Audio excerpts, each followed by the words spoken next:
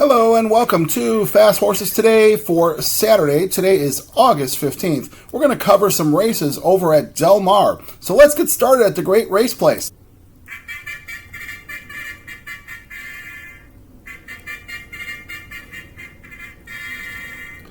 So as we get started at Del Mar today, we'll get going with a little bit of Bing Crosby to open up the show.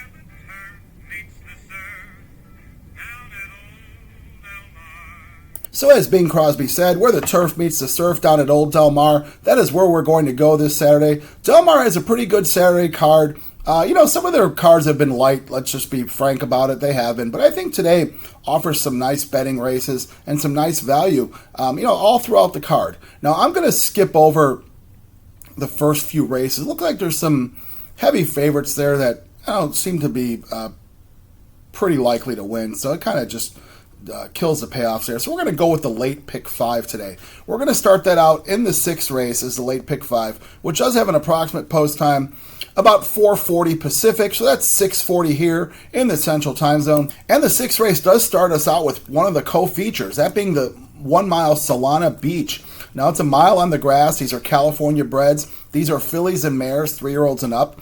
Nice field signed on, big field of horses. If they all stay in, looks like there's 12 horses running here. And, I guess the favorite, Grand Slam Smile, certainly didn't scare anybody away. Didn't scare me away here. Now, I think Grand Slam Smile is a wonderful horse, and she's just done so many nice things over there in Southern California over the last few years. But I'm going to take a shot playing against her today, and I'm going to leave her off the pick 5 ticket. So we'll see. If we're right about this, we'll have a nice ticket going forward.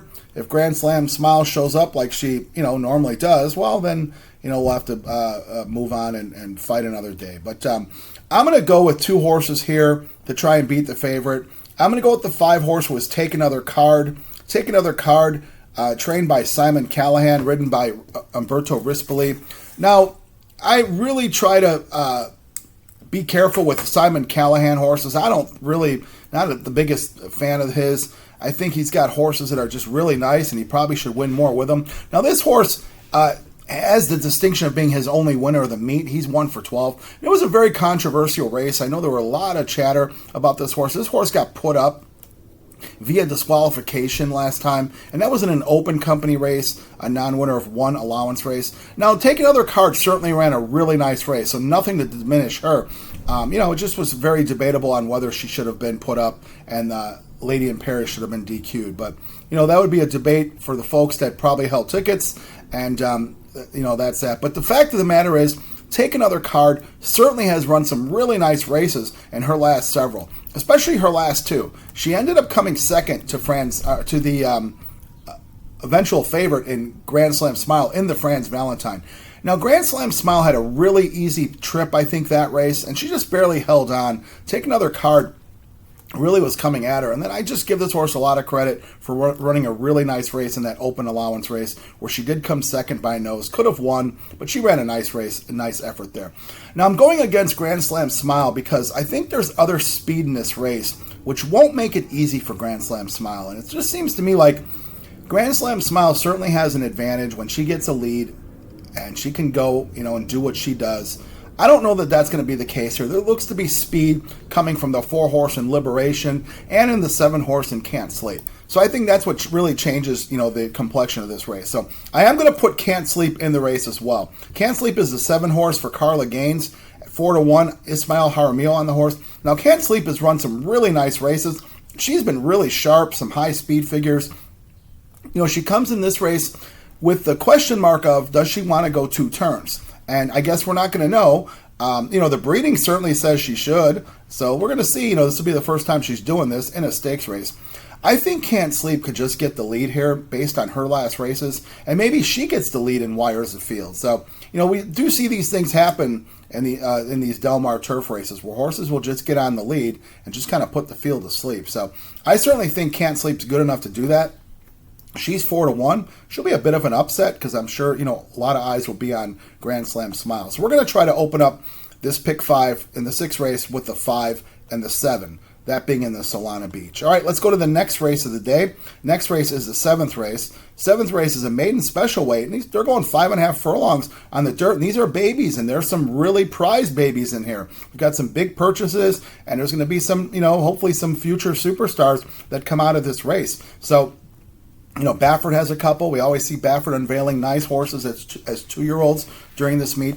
But we're going to focus in on a couple horses here. We're going to go with the 5-horse, Inshallah. Inshallah, meaning God willing. So, the folks that bought Inshallah, name the horse that, $2.1 million purchase. And I'm sure they're saying, God willing, that this horse will be a runner for us. So I think appropriately named Inshallah. This horse is by Flightline. So I really haven't seen a whole lot of Flightlines running yet, but they've done a big bang-up job in the auction rings. A lot of Flightlines have sold really well, including this 5-horse, Inshallah. John Sadler trains, Rosario rides. Now, the Sadler-Rosario connection hasn't been going great guns at Del Mar, as we've, would probably have expected, but this horse could be on a different level. Certainly nice workouts here. We're going to see how good Inshallah is. I guess we're going to say it could, bred to run early. Flightline certainly showed high octane speed, and we're going to see what happens here. 2-1 in the program. We're going to put the 5-horse Inshallah, and then also going to put the 8-horse, who is Dominici for the Tim Yak Teen Barn. Antonio Fresu here. Now this horse is by early voting. We've seen some early voting horses. I think this is freshman crop, and that crop has been really good. There's been some precocious horses there sired by early voting. So we're going to put this horse in here. This horse is a nice purchase price at $350,000. Tim Yak Teen Barn can certainly get it done first time. Has a really sharp work over at Santa Anita back in mid-July. That was before Del Mar had opened. So the horse had a really sharp work there out of the gate. Looks like they kind of toned him down a little bit in those next two at Del Mar. So, maybe that sharp work was kind of like a race in some ways. They toned him down a little bit, had some even works. Dominici certainly can get it done from this outside post, 5.5 furlongs. We're going to see if Inshallah is that good, worth $2.1 million. It'll be lights out for the field. If Inshallah is, runs like sometimes first starters do, they need a race, they need practice, they need seasoning. Maybe a horse like Dominici can come running by him, in the stretch. So we got the 5 and the 8 in the 7th race. All right, we're going to go to the 8th race now, which is probably the co-feature here. This is the CTT and TOC race. They're going 100 mile and 3/8 on the turf, so long distance here for $100,000. This is always a staple on the Del Mar summer calendar. These are fillies and mares, 3-year-olds and up. And, interesting field signed on here. I don't know that there's any superstars in this race, nor does there need to be.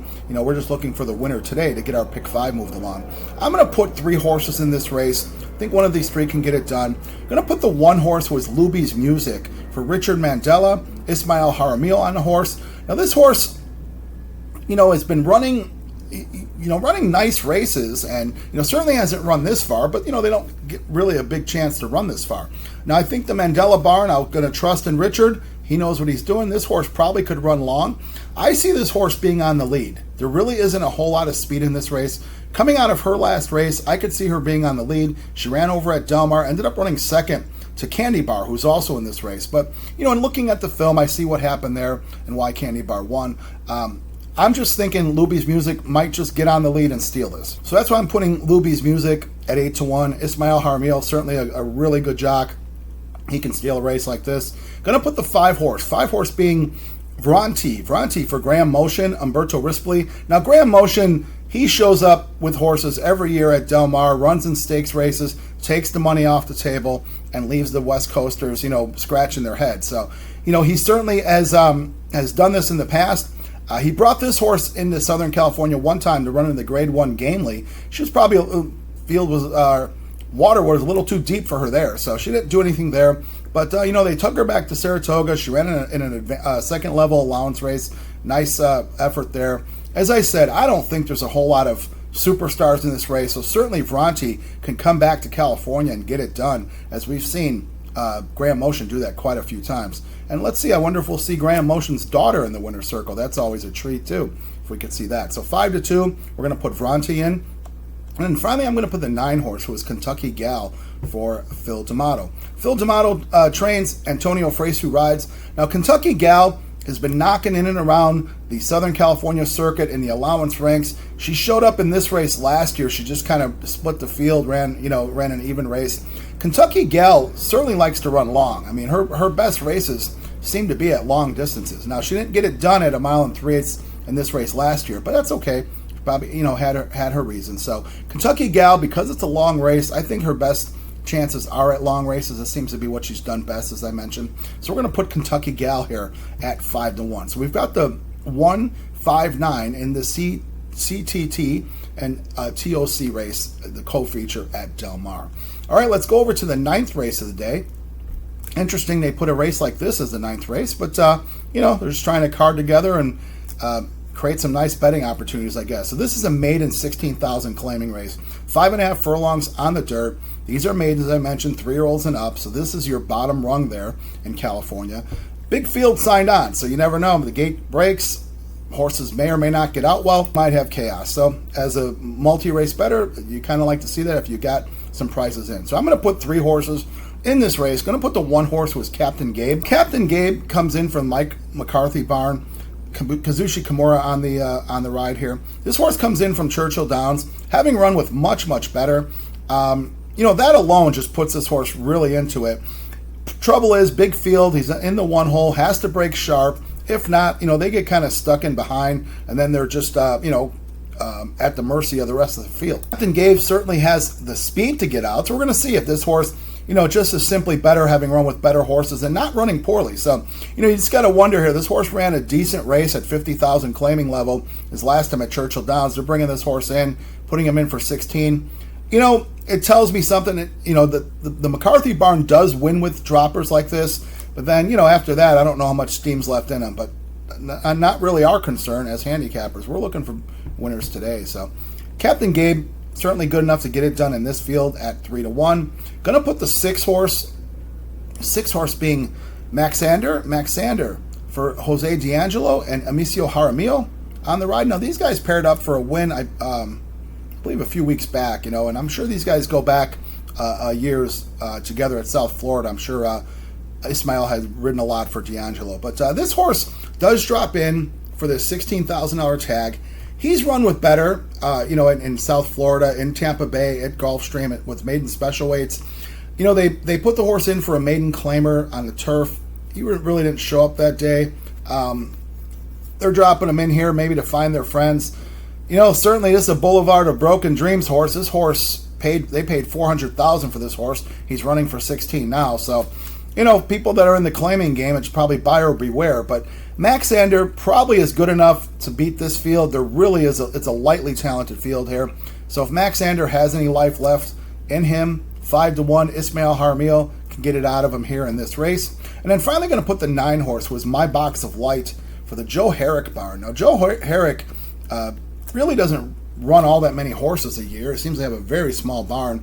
I know I believe he stables down there at San Luis Rey all year. And so I think Del Mar is probably the advantage for him, is to run horses at Del Mar. Now, My Box of Light, also had run with better, in his lifetime. He'd been running with 50,000 claimers. When they moved him down to 16 at Del Mar, which he ran just a couple weeks ago, so they're bringing this horse back fairly quickly. I liked the run that this horse made. Armando Aguilar was on the horse that day. Aguilar takes him again, 8-1. I thought the horse showed a lot of life, and that horse was that race was won by Baco Country. Baco Country was a class dropper that day, ended up sweeping by the field. It wasn't a fast race by any means, but I think My Box of Light, if he gets a nice stalking position, he did show a nice run. So if that horse could run a similar race to that, could certainly be in line here in a field that's just lightly talented. So maybe we'll see a Joe Herrick win, which, it doesn't happen all that often. But we'll put the 9 horse, My Box of Light. So we've got the 1-6-9 in the 9th race. All right, let's go to the last race of the day. Last race, this is a first level allowance race, open company. They're going a mile on the grass. And, there's also a $50,000 option to claim, and several horses that are in for that $50,000 claiming tag, which certainly is a factor here. The reason why they're eligible for this race is because they're putting them in for the $50,000. They might have passed this condition some time ago, which is certainly the case with these horses. Now I'm going to put 2 horses in. I'm going to put the 1 horse, who is Sarwar. Starwar does fit that profile. He's in for the 50 claim. This horse had been running with better horses, been running with allowance horses, second level, and also in stakes races. Now, this horse had a long vacation. They claimed this horse from Leonard Powell. Dan Blacker did last July, just over a year ago, and they really got caught with a hot potato, looks like. They claimed this horse for 80. We hadn't seen this horse in a year after that. So, Blacker must have liked the training. They put this horse in for a second level allowance race, and what Joe Bravo did on the horse, Joe Bravo's on again, he just put the horse out on the lead. The horse was running a nice race and just really folded in the stretch. So they're shortening up a 16th of a mile. I think that this race is a lot lighter in talent compared to what he was running with before. He was running up with Charlie's to Blame, which Charlie's to Blame is a very nice horse and kind of buried Sarwar. But Sarwar likes Del Mar, having had a lot of success here at the Del Mar turf course. Bravo, there's one way to go. He's done it before. We've seen him get this horse on the lead. Maybe he gets brave. Horses get in trouble behind you. Next thing you know, you're at the wire first. So Sarwar 12-1. We're going to put that one horse in there with Jersey Joe. Then I'm going to put the 9 horse. 9 horse being Lyle the Crocodile. Lyle the Crocodile for Philip D'Amato and Umberto Rispoli. I'm going to presume that Lyle the Crocodile is a very frustrating horse for the D'Amato barn. I know they brought this horse in from Europe last summer, and there was supposed to be a lot of promise with this horse. He definitely showed some ability, but he also showed some bad behavior. Not getting out of the gate well, tugging, doing a whole lot of stuff you're not supposed to do as a racehorse. It certainly cost you the chance to win races, and Lyle the Crocodile has created his own problems in a lot of ways. Well, his races he ran at Santa Anita in this past winter-spring meeting, he ended up running in the Grade 2 Mathis Mile. Certainly a lot better race than what he's running in now. Ran an even race there. He ended up running down the hill back in February, late February. Got beat by Yakovlev. Yakovlev is in this race, but I thought Lyle the Crocodile ran a nice race there. The horse, I think the break is going to be a good thing for this horse. Maybe they figured out how to get his mind right. I don't know. We're going to see. I guess the D'Amato barn would know that if this guy's mind's right. He's 4-1 in the program. Umberto Rispoli rides this horse. He's been on this horse before. Actually rode the horse well last year on the Oceanside to open the meet in last year's Del Mar summer meet. So I'm going to put this horse in just because I think this horse certainly has talent. We'll see if the D'Amato barn got him right. And I think he could find his friends here. I don't know that this is a very talented field. So we're going to put the 1 and the 9 to cap off the day. All right, now let's recap the day and recap the bets. Okay, so for Saturday, today is August 15th. We have a late pick 5 over at Del Mar. That pick 5 does start out in the 6th race.